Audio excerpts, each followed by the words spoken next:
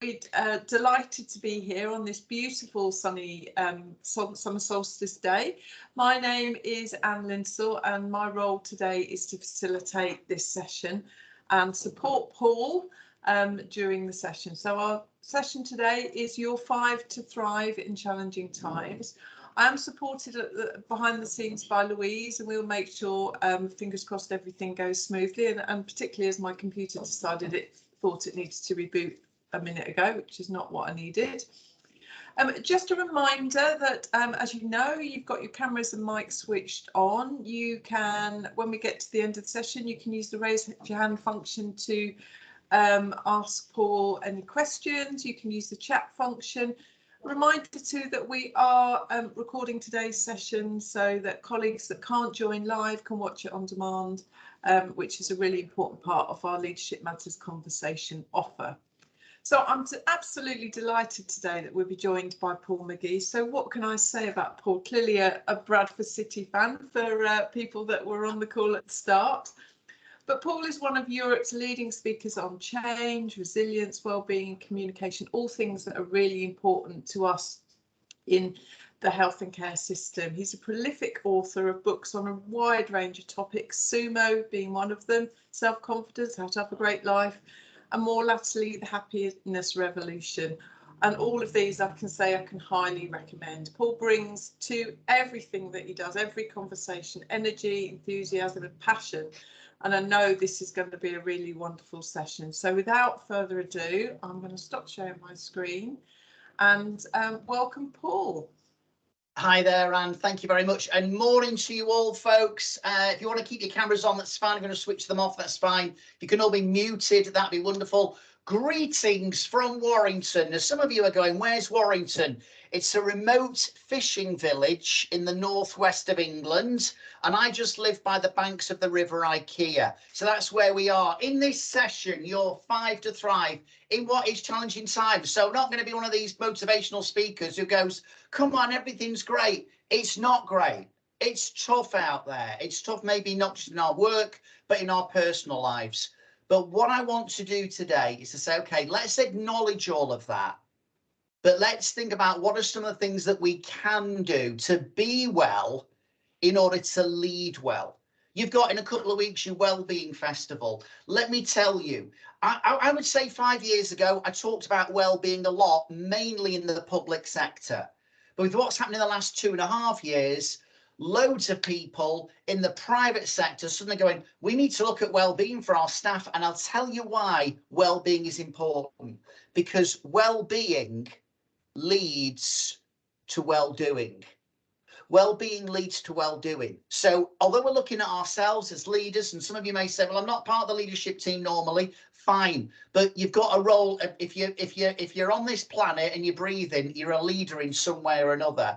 But what I want us to think about is whatever our role is ultimately we want to try and help our patients. In order to help our patients, actually, we need to also be thinking about how we look after ourselves. If you saw my little promotional video, I said, well, here's what you're going to get in this session. Some IIP. The first I is just want to give you some insights.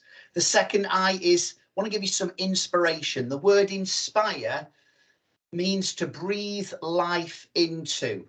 Well, I don't know if you've had days or maybe weeks where you feel like the life has been sucked out of you. Well, I just hope in this brief time we've got together, you're feeling pretty inspired. So I want to give you some insights. Also want to give you some inspiration. And the P stands for practical tools. I'm actually a visiting professor at the University of Chester. But if you want lots of academic references and lots of papers, you're in the wrong room. OK, we're not going to look at that. We're going to make this highly practical. Not just takeaways that will help you in your work, but perhaps also in your personal life as well. So insights, inspiration and practical tools. Briefly, my background before we get into our first of our 5 to Thrive. I do loads of work in the health sector, but my background isn't in the health sector. My background is actually in beef burgers. I started off my life many years ago as a graduate management trainee for Unilever, big multinational, owned all kinds of different companies, including Birdseye Walls. So I work with Birdseye in HR, and the first 6 months of my job, I'm in an office pushing pen and paper. Then I had a life-changing conversation with the factory manager. He said, Paul, do you know what's been really good for your development? If you spend some time actually in the factory managing the 30 women on the economy beef burger line. And I'm like, yeah, bring it on. 2 main lessons I got from that experience. Number one, you probably want to write this one down. Don't eat economy beef burgers. I know what goes into them. And secondly, when arrogance meets ignorance, that's a pretty dangerous cocktail. And I genuinely think I was a little bit of both. I thought managing 30 women should be relatively straightforward because after all, I have a degree from Bradford University. I've got a background in psychology. I'd even trained and worked as a probation officer. But I think it's fair to say I got that one wrong. And the reason why I want to tell you that kind of part of my background story is I think training and qualifications are hugely important. But you know what? I think training and qualifications will only take you so far. I think ultimately I think it's a bit of wisdom, some hard work, some self-belief, back ourselves. But I think also crucially, the support of other people. Those 30 women taught me something about myself that my 4-year degree probably never could do. Fast forward a few years, I'm now running my own business. I'm a speaker, I'm an author, and I'm a coach. And yes, Anne, in her introduction, referenced a couple of my books. I'm probably best known for this book, SUMO, and also one that's been out since October 2020, which is aimed at children, which is called, yes, The SUMO Secret's Been a Positive, Confident Teenager, probably relevant for kids aged 9 to 13. I may reference that later on in terms of an idea. We'll see if we have time. Why am I known as a SUMO guy? Well, SUMO, if you've not come across it, is an acronym. It started off its life standing for this: shut up, move on. Some people heard that phrase, SUMO, shut up, move on, and they went, I love it. And other people went, well, I think it sounds rather aggressive. It's not meant to be aggressive, but let me explain what I mean by the shut up part.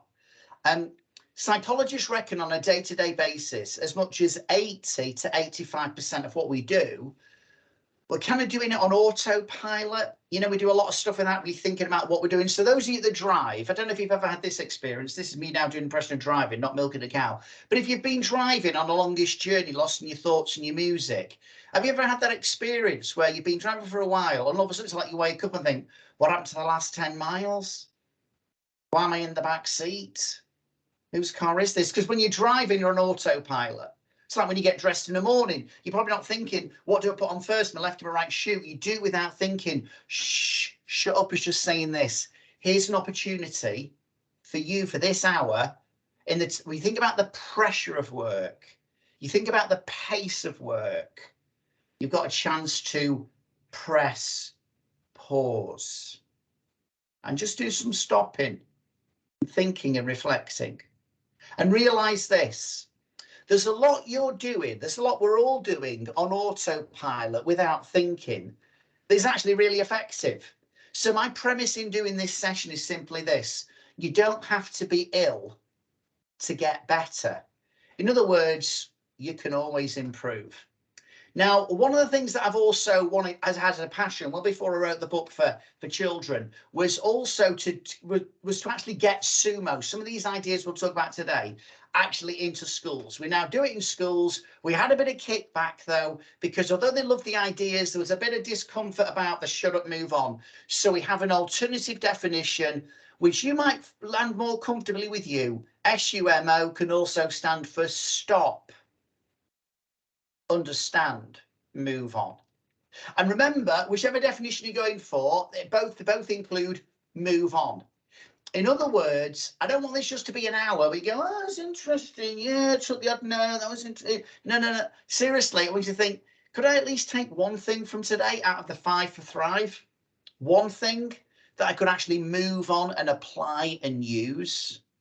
What could you take away from today? Oh, and by the way, as a friend of mine, Drew Povey, said, he's a leadership speaker.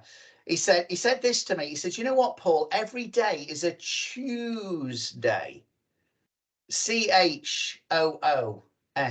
Every day is a Tuesday. Now, I know today is Tuesday, but he said Tuesday. And you know what's interesting? SUMO as a word, not as an acronym, but as a word in Latin, means to choose. And I think our choices count. Our choices compound. Those little things we do on a day-to-day basis over time, they add up. So we've got a chance to think about some of the choices we're making. I'm going to look at 5 ideas with you. We'll do the full hour. At the end of it, I'll hang around. If you've got any time you want to ask any burning questions, feel free to do so. The first idea I want to share with you, and we'll spend a fair bit of time on this one, goes back to, well, the backstory is 1989. 33 years ago, maybe before some of you were alive. 33 years ago was a significant year for me, 1989, because that was the year I lost my job through ill health. Became ill with an illness called ME, myalgic encephalomyelitis, yuppie flu, as the Daily Mail like to call it, or chronic fatigue syndrome. I was ill for over 3 years, major challenge. I went from being a high-flying graduate management trainee with all the kudos that goes with that, to being on what they then called invalidity benefit. Not a great year. But it was a great year for Stephen, because Stephen published a book in 1989. It's so far sold 40 million copies worldwide. Now, it's a kind of business book. For a business book to sell 40 million is almost off the charts. Stephen's surname is Covey. Some people call him Stephen Covey. I prefer to call him Stephen Covey. The book in question you may have heard of, you may not, is called 7 Habits of Highly Effective People. His book came out on the same month of the same year that I signed on to invalidity benefit. 19 years later, in 2008, and I've made a full recovery by then, Stephen Covey and I get to work together. We're speaking at the same conference in Australia at the Sydney Convention Centre. To say I'm flipping excited, it's an understatement. It's like my hero. And somebody going, I don't know who flipping Stephen Covey is. Doesn't matter. But I'll tell you what, if you think, well, what status does he have? He's like the equivalent of David Attenborough, right? The David Attenborough of leadership at the time, right? An absolute global legend and guru. I'm going to be working with him. I can't wait to sort of like meet him. And because I'm one of the speakers, I get access to the speakers lounge. Day 1, he speaks, I don't. Day 2, he opens day 2, and then I follow him on to do my session. Day 1, I turn up. I'm in the speakers lounge. I said, where's Stephen Covey? They went, he's such a guru. He doesn't even mix with any of the speakers, never mind any of the delegates. We're having to like protect him, really, manage his energy. He has his own private room. I said, any chance I might get to meet him just for 5 minutes? They went, ain't going to happen. I'm gutted. He brings the house down during his talk in the afternoon. But again, you can't get a chance to actually chat to him. He's not signing books or anything. And I'm a bit gutted because I'm thinking, I've met this guy. I'd love to meet this guy. I've read his book a couple of times. He's my hero. And then I realised this. At the end of the day, they said, Paul, tomorrow morning, can you get to the conference centre really early to do a sound check and check your slides? I went, I'll be there. They said 7 a.m. I said, fine. And then I thought, if I've been asked to do that, has Stephen Covey also been asked to do a sound check? So I don't get there at 7. I'm there at 6:15. I check my slides and sound. Covey comes down 20 minutes later. He checks his slides, his sound. He's showing a video. I remember watching him go through this video he was going to be showing. And he's walking off stage, heading towards the exit. I'm going, McGee, here's your big moment. So I raise myself up to my full height of 5'7", stride boldly and confidently towards him. I go, Mr. Covey, my name is Paul McGee. I'm the SUMO guy. I'm speaking after you today, sir. It's absolute honour to meet you.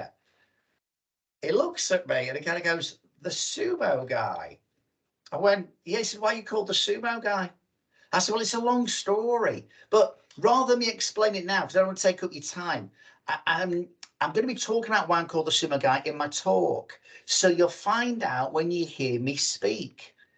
He said, I won't be hearing you speak. I'm like, Thanks for the feedback. Have you got the number of a self-esteem counsellor I can borrow? He said, I've got a meeting with Kevin Rudd straight after my talk. I do apologise. I can't hang around. You're thinking, like I was, who's flipping Kevin Rudd?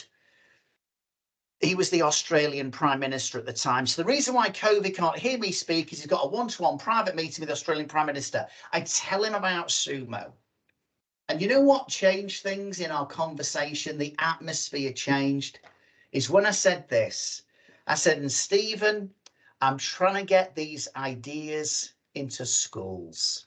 I said, one day I want to write a book that's aimed at children. Rather than adults get all these life tools, children need them as well. And he went, I am cheering you on. He said, you know what? We have now 7 habits for teenagers. That's what we've been working on. So you go for it. He said, by the way, where are you from? I said, I'm based in Warrington, remote fishing village, northwest of England. I said, but I'm from Manchester originally. He said, you got a family? I said, yeah, I've got a wife and 2 kids. What about you? He said, yeah, he said, I'm in Utah. He said, I've got a wife. He said, I've got 9 children. 9 children. And right, okay, beware of this. If you're taking a sip of your drink, swallow it now, because if you don't, you're going to spit it out when I tell you the next thing. He said, I've got 9 children and 52 grandchildren. 52! Folks, that's what happens. You've not got a Netflix subscription. I was tempted to say, can you name them all? But I'd not had my breakfast and I thought the conference starts in a couple of hours. I said, Stephen, can I ask you one question about your book? He said, fire away.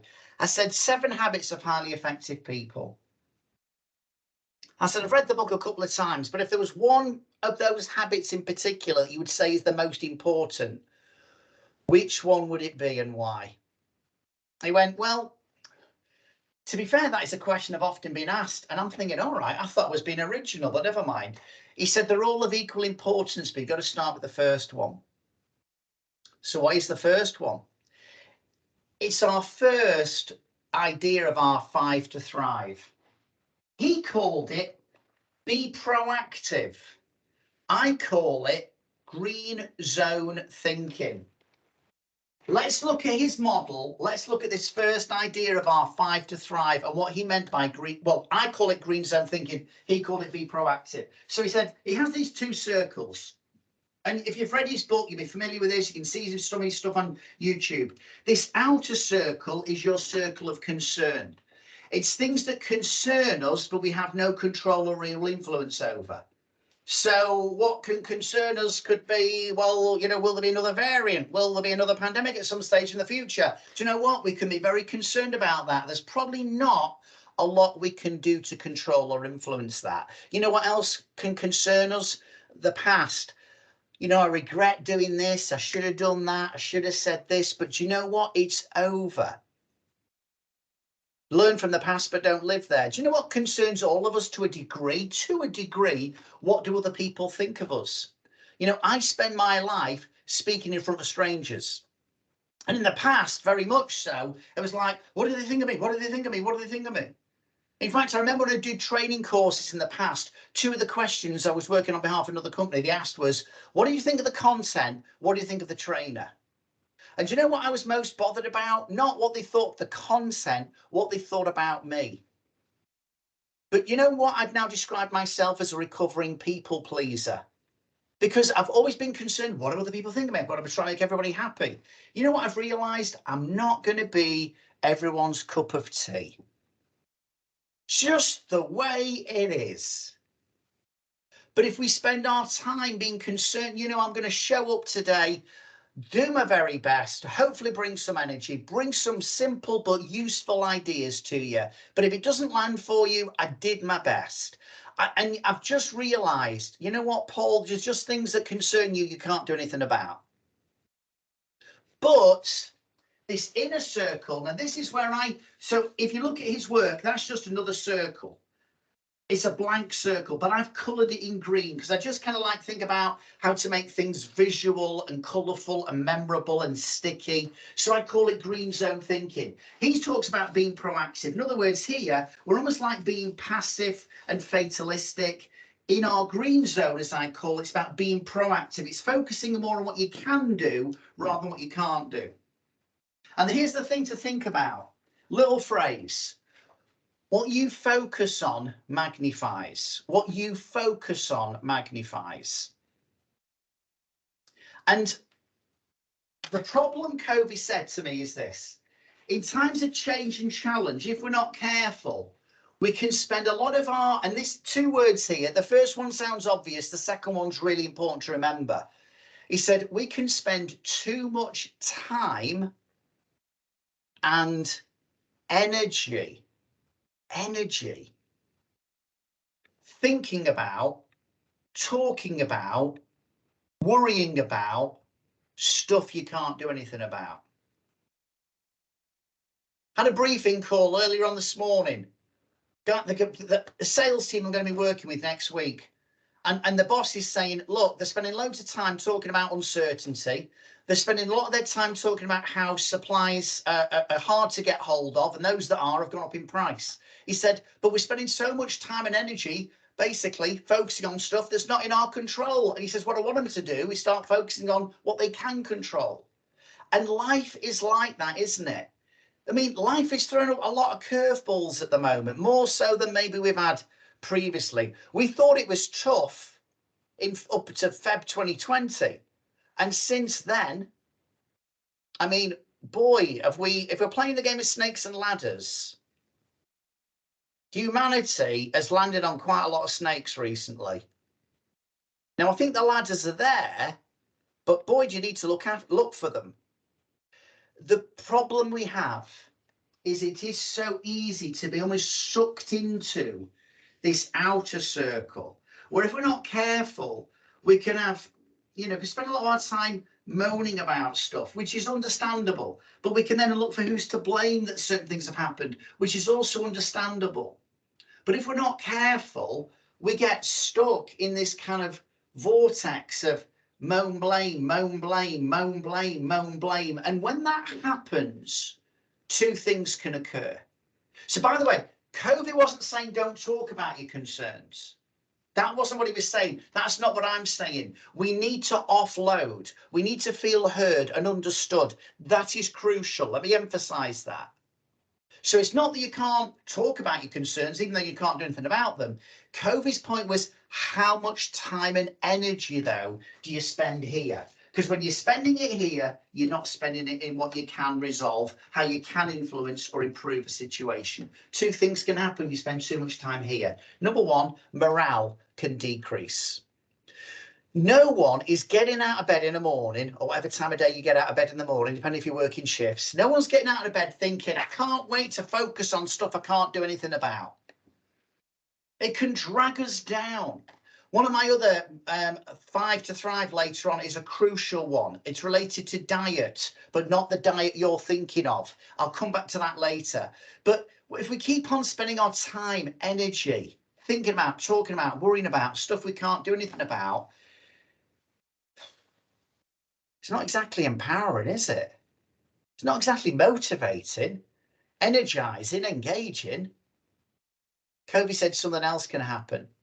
Spend too much time here, morale can decrease, stress and anxiety can increase. He said, our brains like to feel in control. We don't thrive as a species with uncertainty. Boy, are we living with a lot of that at the moment. He said, psychologists talk about this sense of self-efficacy. This belief that although I can't control everything, there are certain things that I can take responsibility and ownership for, that I can do things that will make some kind of difference, that can make some kind of change, that will help me, that I've got some degree of control. But when you're focusing on what you can't control, when you're focusing on what you can't influence, he said that can actually amp up people's levels and feelings of anxiety. It can impact morale, but it can also increase anxiety. Let me tell you what he then shared with me. He said, I might use this question later on, make my session interactive. He said, can I ask you a question? I said, Yeah, fire away. He said, are you into your sport? And I was a bit kind of like bit of a left field question from what we were talking about. I said, yeah, I love my football. Oh, you'd call it soccer, but I love my football. He said, oh, you said you're from Manchester, didn't you? Who do you support? United or City? I went, well, kind of two teams actually, Bradford City and Wigan Athletic. Up the ticks. He looked rather bemused. He'd not heard of Bradford City or Wigan Athletic. Honestly, the guy hadn't lived. He said, what about motorsport? Are you into your motorsport, like Formula One? I said, I wouldn't exactly call it my big thing. I might be aware of who's winning the Drivers' Championship. If there's a Brit who's got a chance of winning it, maybe like Lewis Hamilton, I'll be happy if he wins, but I won't lose any sleep if he doesn't. And I don't sit down on a Sunday to watch it, but I've got some vague knowledge of it. I said, why'd you ask? He said, because based on what we've just been talking about, I want to ask you a question about Formula One. I said, okay. And the question he asked me, I'd like to ask you now, folks. So, fingers on your keyboards. I'm going to ask the question that Stephen Covey asked me. Have a guess. You might not be into the sport at all, but think about what we've just been talking about. And in the chat box, put your answer to this question. Here we go. The question is simply this. After the start of the race, at which part of the race does a Formula One motor racing driver experience their highest levels of stress?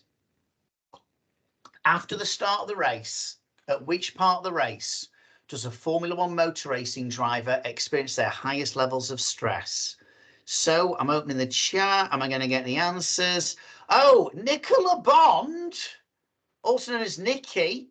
All right, well, Nicola or Nikki, not only you were the first to answer, but you were also spot on with your answer. I'm just getting what someone else would say. Post-race interview could have been the beginning. I think it could be at any point. Well, Linda, you've covered yourself there, Linda, haven't it? It could be at any point. Linda, have you thought about being a politician? All right, okay. Well, actually, building on Linda's point, there are lots of parts of the race where they reckon when they measure people's levels of stress, it can increase. But the part of the race where it's highest is, as Nikki said, it's in the pit stop. Pourquoi? Because it's out of their control. They're relying on other people. For our own mental and emotional well-being, I'm going to say something, and please hear the whole sentence.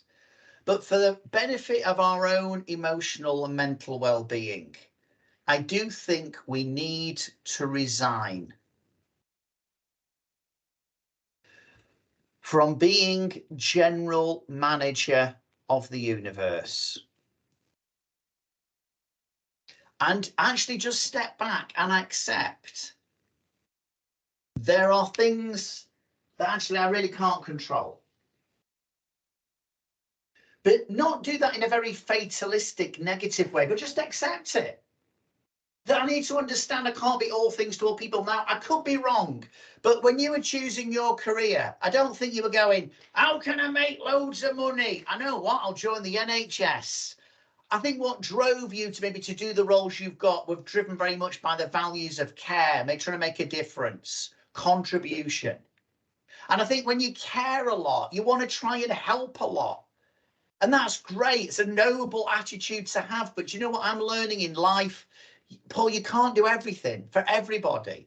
I used to beat myself up because I'd be on Facebook and it's like 12 people have their birthday today. And I'm thinking, I should say happy birthday to all of them. Or I had contact with that person about 4 years ago. Well, you don't have to do it every day, mate. Their day isn't going to be ruined because they didn't get a Facebook happy birthday from you, Paul. I'm sure they'll be all right.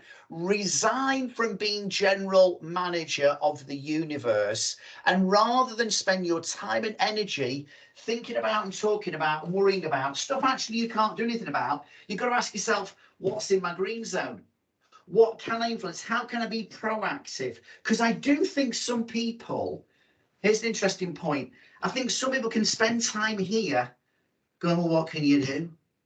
What can you do? There's nothing you can do, is there? And we can spend a lot of time talking about it. But actually, when you ask yourself a question like, is there anything I or we as a team can do to influence or improve the situation? Sometimes you reckon, well, I can't do everything, but I could do something. Maybe I could influence or improve certain things. There's always something in my green zone.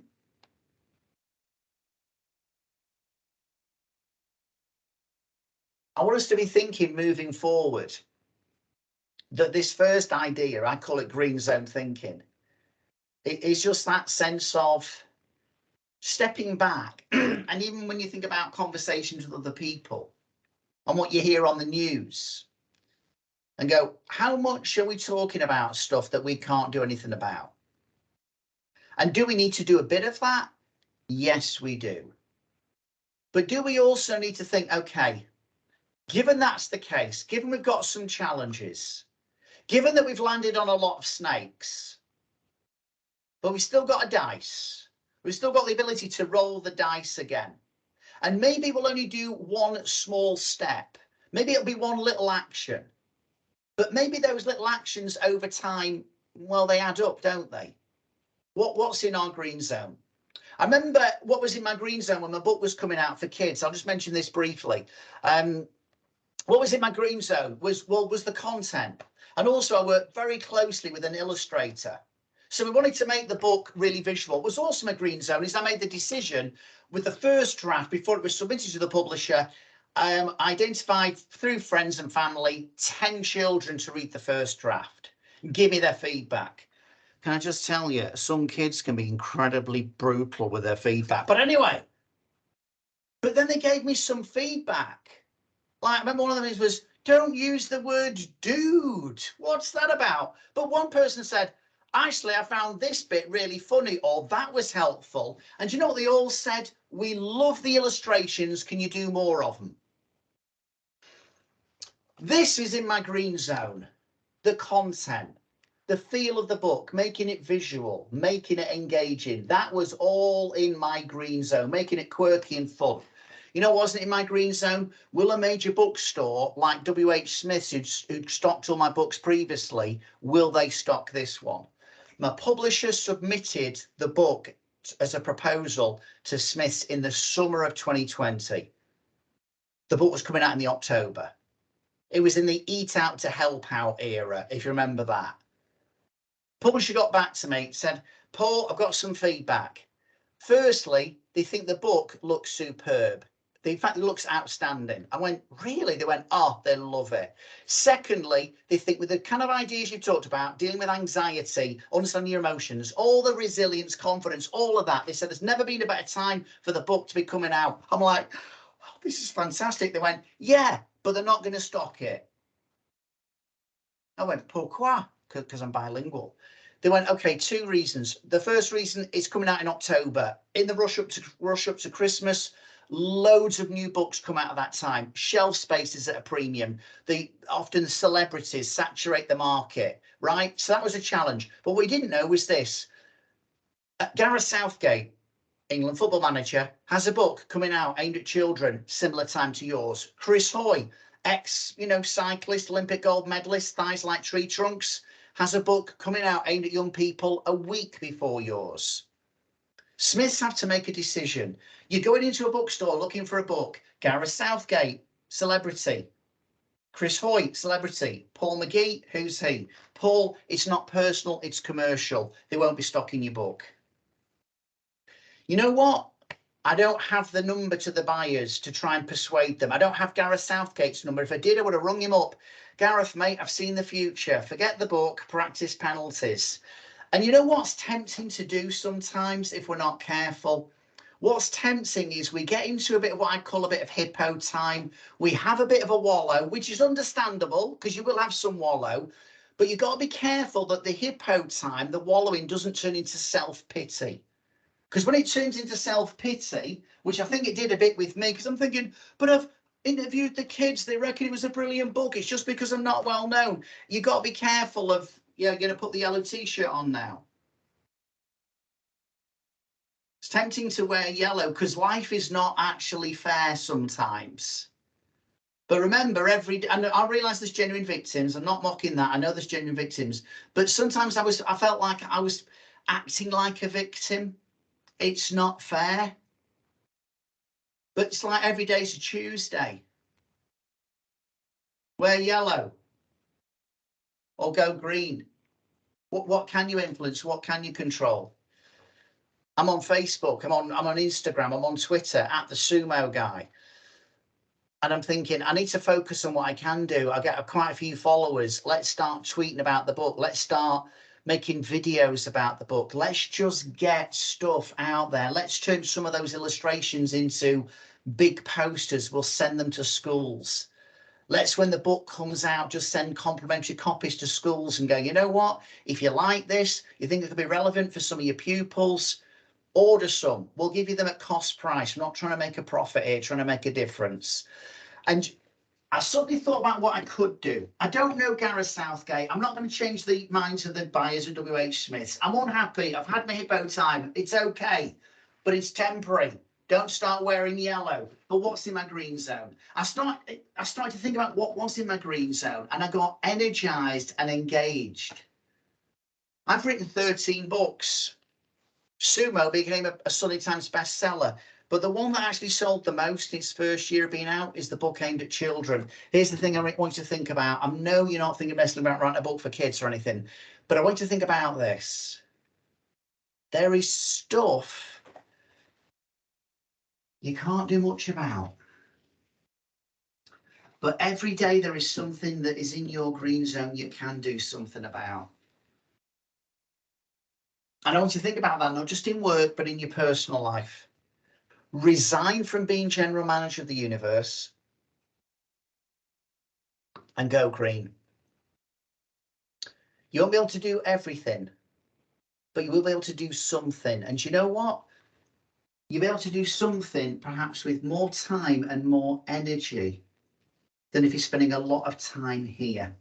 That's your first of your 5 to thrive. Let's look at number 2. Number 2 is simply this.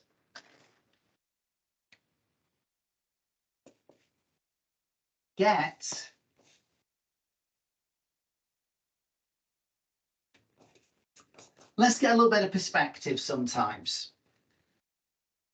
I want you to think about an issue or a challenge that's going on in your world at the moment. Not a personal tragedy, or just an issue or a challenge. It's a frustration. It's an issue at work. Maybe it's an issue in your personal life. But in order to get perspective, I want you to think about 2 questions. I've actually put these 2 questions on a postcard. In fact, they form part of 7 questions. And what I'll do with Louise and Anne, who've helped organise this event, is I'll send a summary of this session to Anne and Louise, and I'll attach this postcard. I'd really encourage you, when you get the summary, to print off the postcard and stick it up somewhere as a visual reminder. It's a useful tool when you're faced with an issue or challenge. There's 7 questions there. They won't be relevant in every situation. I'm only going to mention 2, but they're about getting some kind of perspective. And question number 1 is simply this. Where is this issue on a scale of 1 to 10? In brackets, where 10 equals death or the end of the world. Where's the issue? Because I think what can happen at times, particularly when I'm feeling tired or exhausted, and my elastic band, which needs to be stretched, because that's the purpose of an elastic band, to be stretched. But when you've been stretched probably far too long and too far for too long, it's interesting, isn't it? Lots of stuff that's probably neurologically, rationally a 2. It's like everything can feel like it's an 8 or a 9. You've got to be careful of that. And I realise at times I've reacted to things like they are an 8 or a 9, and it's like, but it's a 1, isn't it? It's a 2. I mean, the 10 items or less cube, Vin Morrison's. 10 items or less, right? Which means you have to have 10 items or less to be in the queue. And yet I'm that flipping saddened individual, particularly when my elastic band is feeling very stretched. I used to stand in the queue counting the items in people's baskets as they put them on the conveyor belt. I'm like, this woman has 11 items, call security, I'll scratch your car. I've got issues, I've got issues. Oh, and by the way, if I'm driving and I let you into the traffic and you don't thank me, well, let's be clear, that's a flipping 11. It's a flipping 11. By the way, don't take a photo of this and screenshot it and put it on Twitter and tag me in. Not a good look. Paul, mate, it's not an 11, is it? But we get stressed, don't we? And the feeling always comes before the thought. And so I react emotionally. And it's like, okay, but on a scale of 1 to 10, where 10's death, where is this? It's about getting perspective. Now, are you going to have a day where everything seems like an 8 or a 9, even though it's a 1 or 2? Of course you are. What I would say, though, to you is if you feel like you felt like that for the last couple of weeks, maybe that's gone into even the last month or two, be careful. Be careful. You're running on adrenaline. You can't sustain that. We want to burn bright, not burn out. Maybe you just need to kind of like think about what I'm looking at today and think I need to prioritize this. I need to not just fit in some self-care. I need to prioritize it. And I need to make sure I'm getting a sense of perspective here. I'm going through a real challenging time at the moment. I've got a very close relative who's got days to live. And so it wouldn't typically be, this next question would not be typically a question you'd have to think about. But I have done. It's still helped me get perspective. Because the other question to think about is, and it's not always appropriate, and it wouldn't be appropriate for certain people, but it is for me at the moment. I'm okay with it. And it is more of a tragedy than a challenge, but hey ho. One of the questions, now on a scale of 1 to 10 where 10's death, I'm looking at a 10. So that's not really the thing. But you know what I've asked myself was another question about getting perspective. What can I find that's positive in this situation?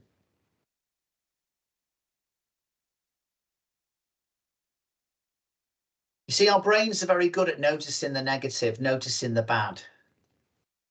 Our brains evolved to prioritize bad news. If you're out in the African savannah 200,000 years ago, there's 50 gazelles and there's 1 saber-toothed tiger.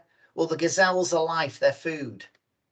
But if you ignore the tiger, you won't be having lunch, you'd be someone's lunch, which is why the brain prioritizes the bad. You notice it, it helps keep us alive ultimately.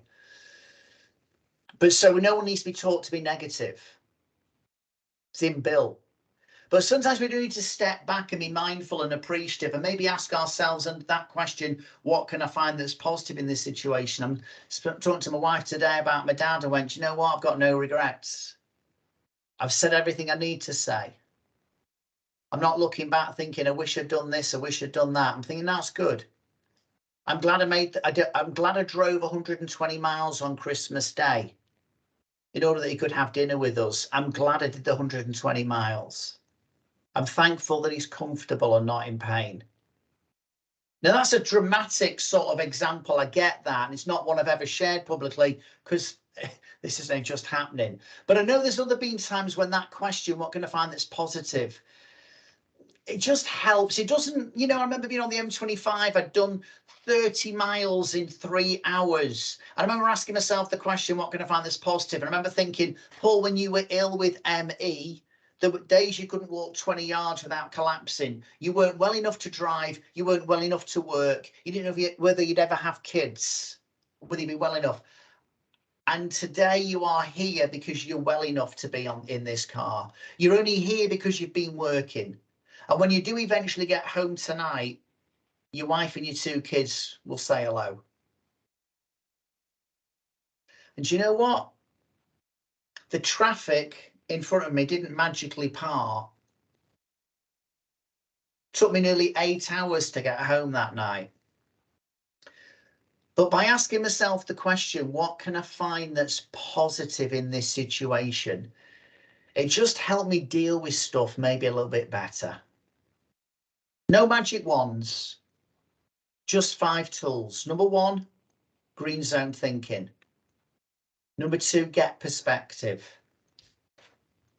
Don't forget to download the card. Here's your third idea. Manage your mental diet. Manage your mental diet. I mentioned the word diet before, but someone talk about it in a context we wouldn't automatically think about. We know that food can be good for our health. In fact, they even say food can affect mood. But I want to think about what are we feeding our minds? Because I think if we're not careful, we can be consuming a lot of CNN, constant negative news.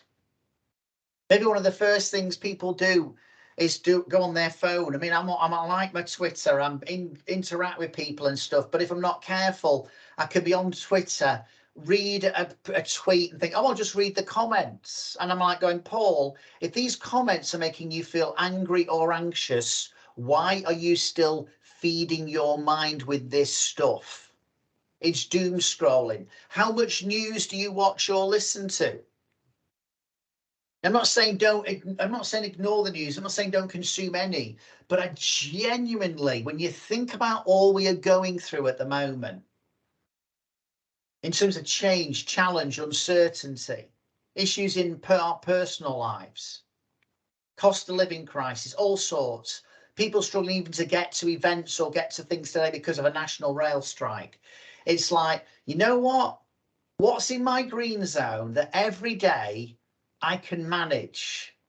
What am I choosing to focus my mind on? So I listen to podcasts.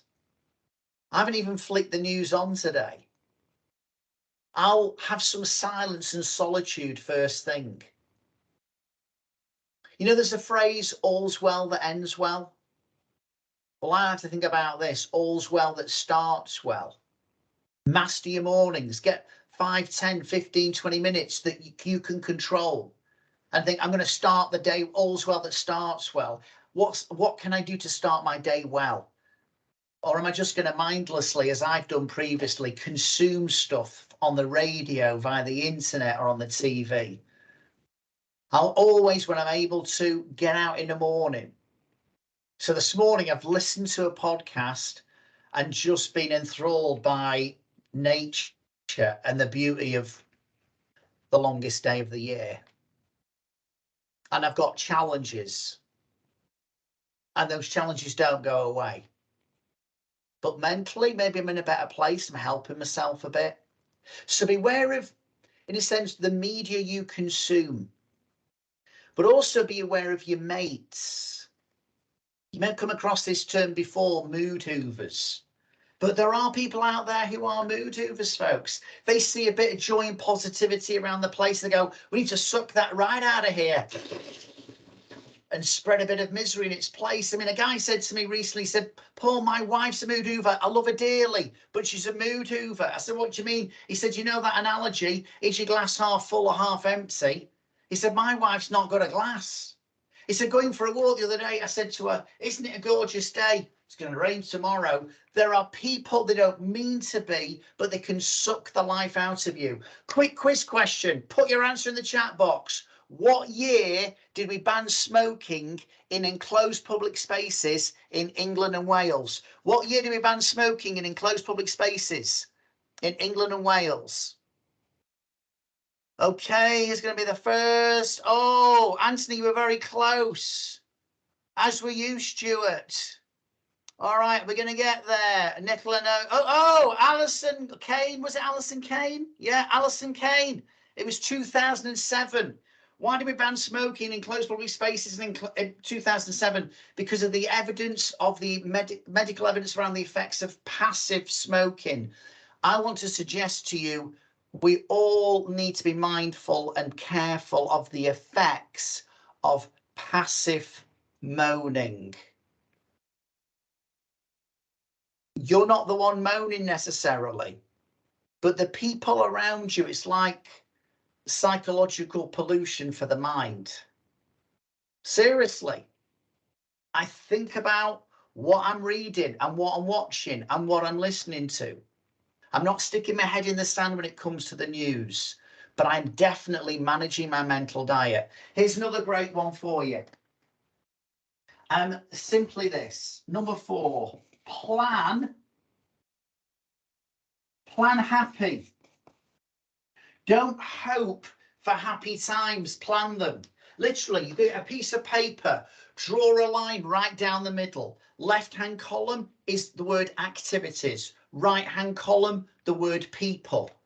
Literally, what are some of the things that I like to do, that I enjoy doing, that put a smile on my face, and preferably that are legal and you'd be comfortable with someone else seeing the list? Next column.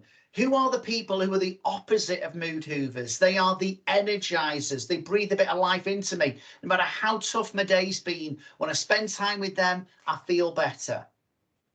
And when you've got this list of activities and people, the question to ask yourself is, how often and regularly and how much am I prioritizing some of those activities?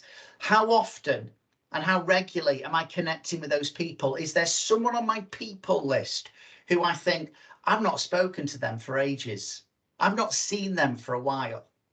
Well, don't hope for happy times, plan it. We have some friends, we combine activities and people. I love going out for breakfast and I love my time with Ken and Gail and my wife.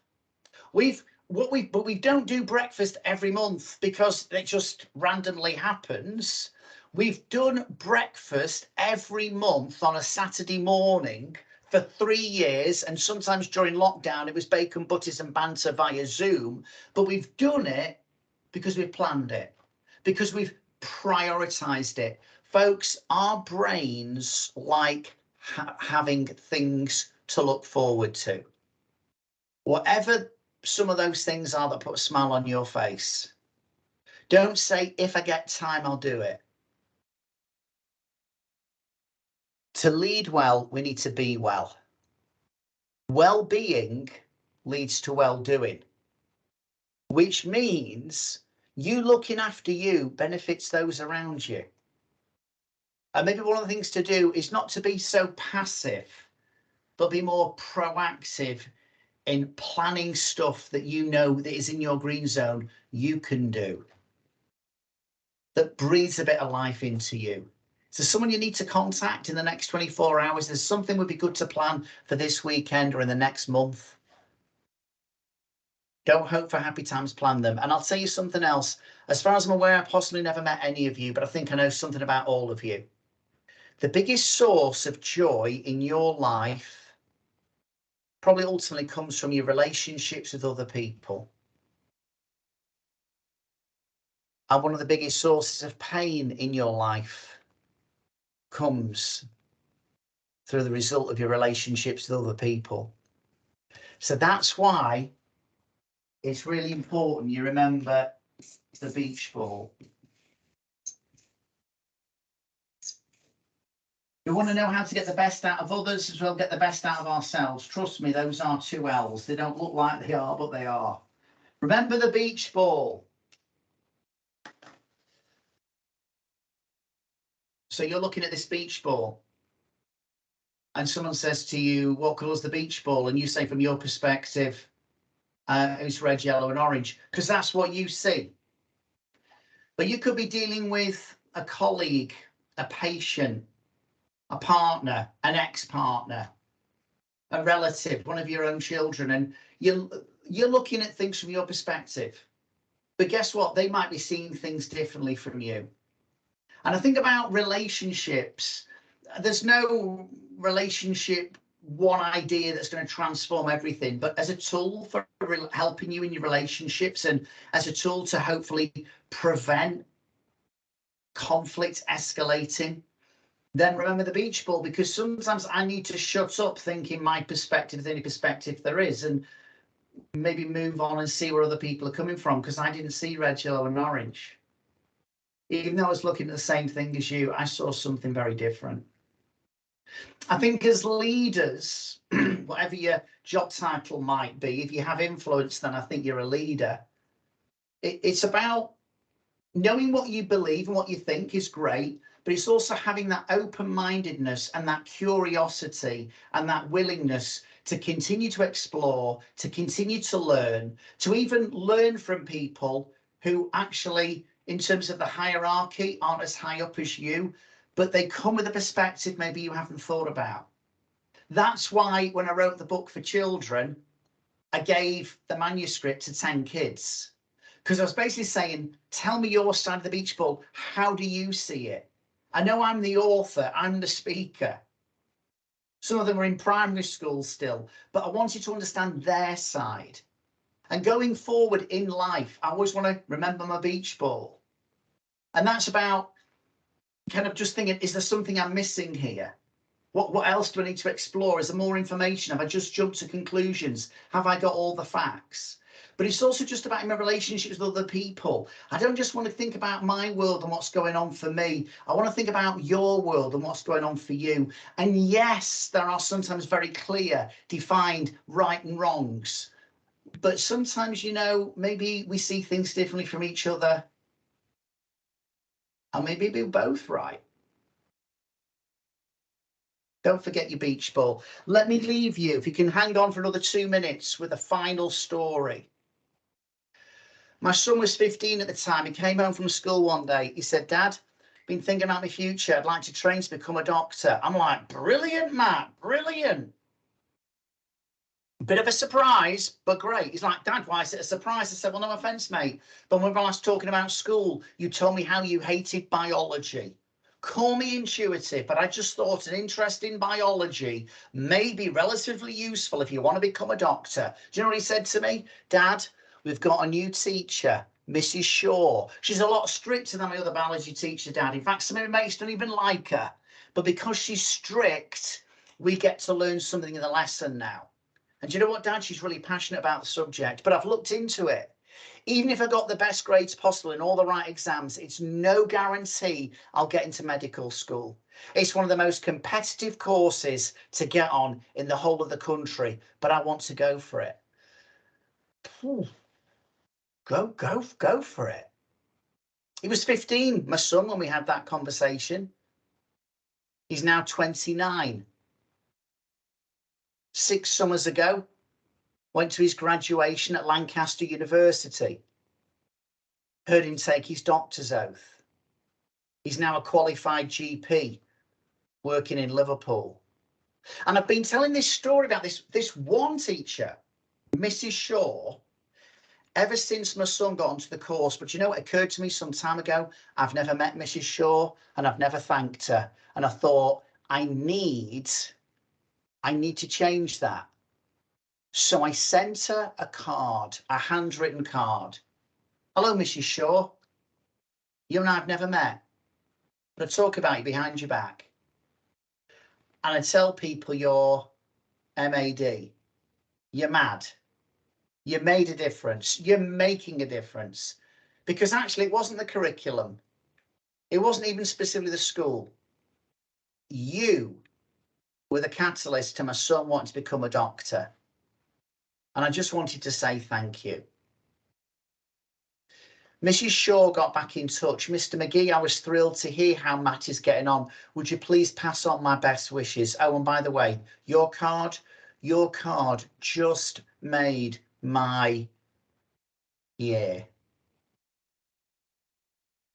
Folks, I've been on this planet nearly 58 years. I've got the Go Faster stripes to prove it.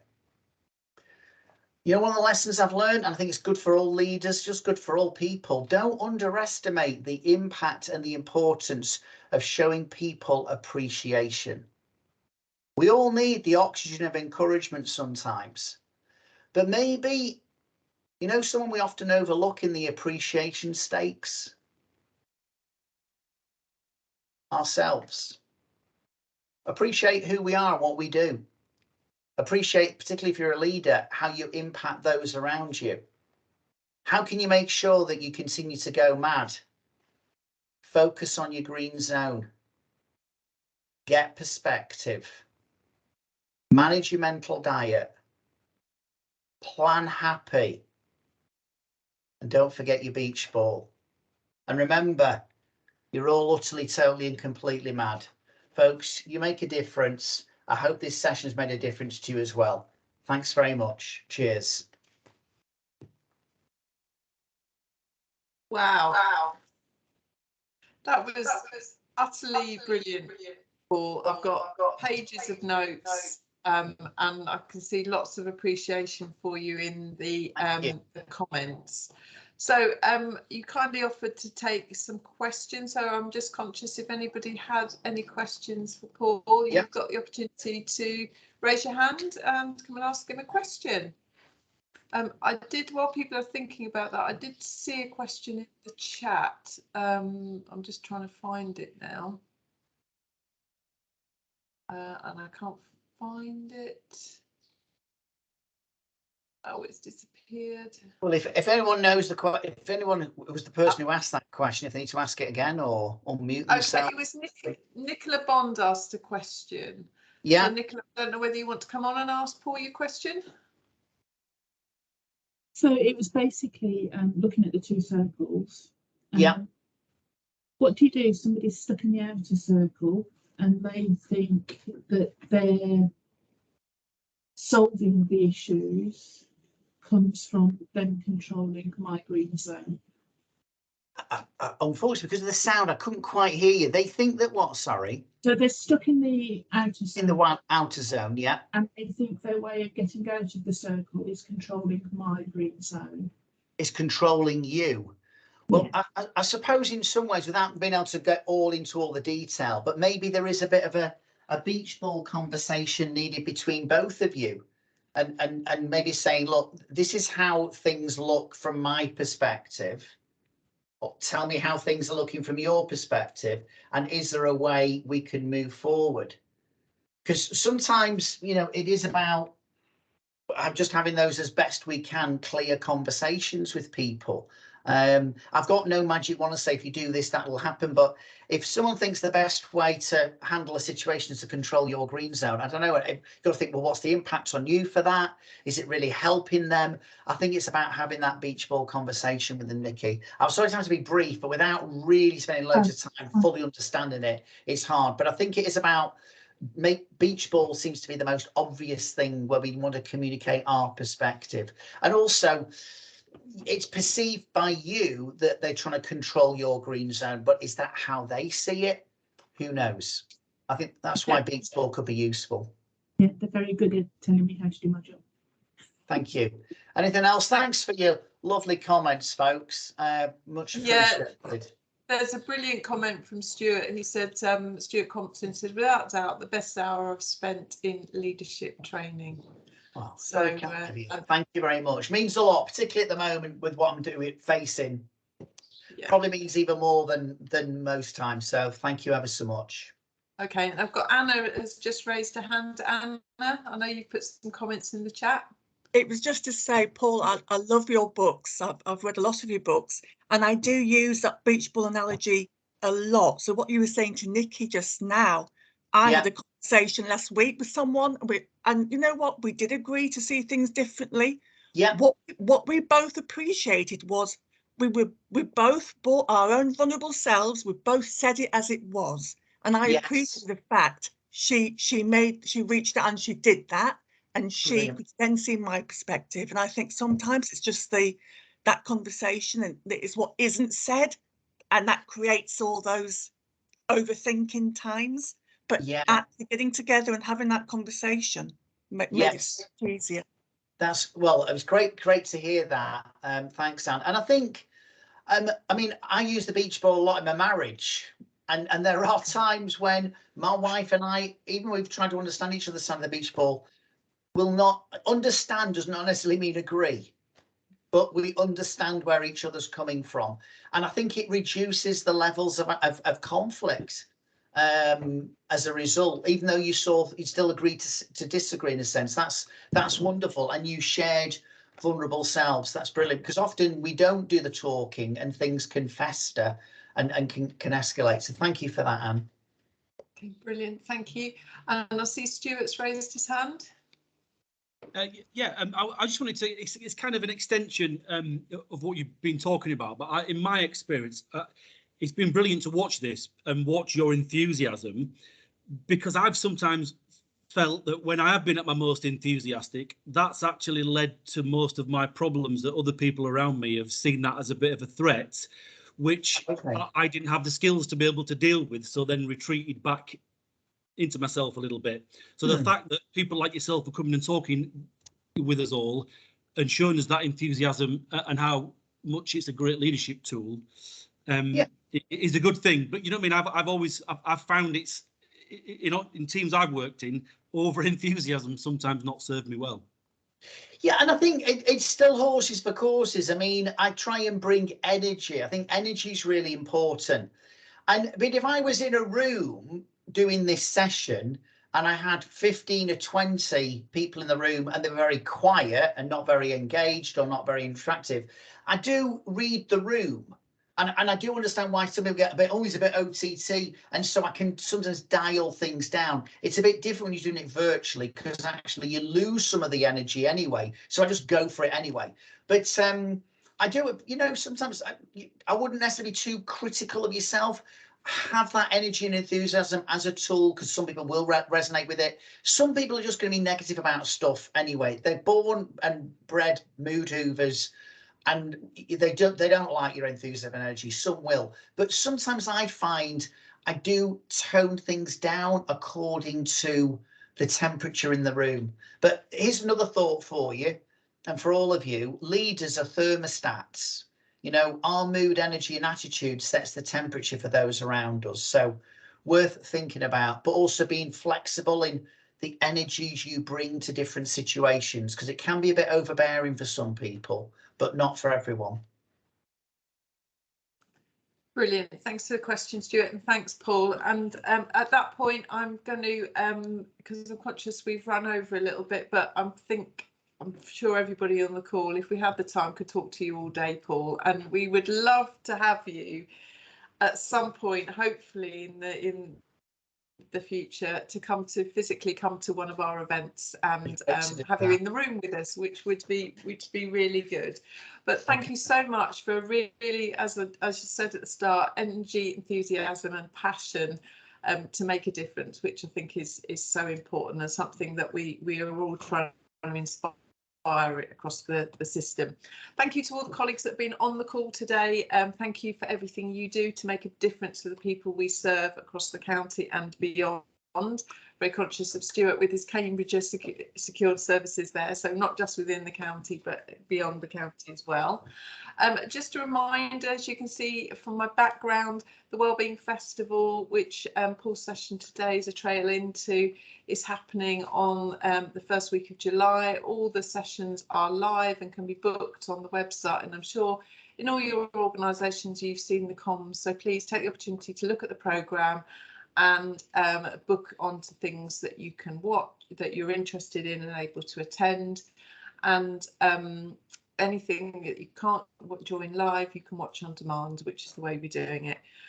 My colleague Louise will be shared the website link. My colleague Louise will also be sharing the event, get my teeth in, Slido feedback for today's session. Feedback is a gift. We love to hear what you've enjoyed about today's session and also what you'd like to see more of. So please take the time to just complete a few questions and help us continue to offer what you need. And then finally, we are going to have a little bit of a break now for the summer, because it appears to have arrived on the summer solstice today. But we will be coming back in September. The next session will be on the 20th of September, and watch out for system comms to find out all about that session. But thank you all very much and have a brilliant rest of a Tuesday. Thank you. Thanks very much, folks. And I'll send the summary to Louise of the session for you. Okay. Yeah.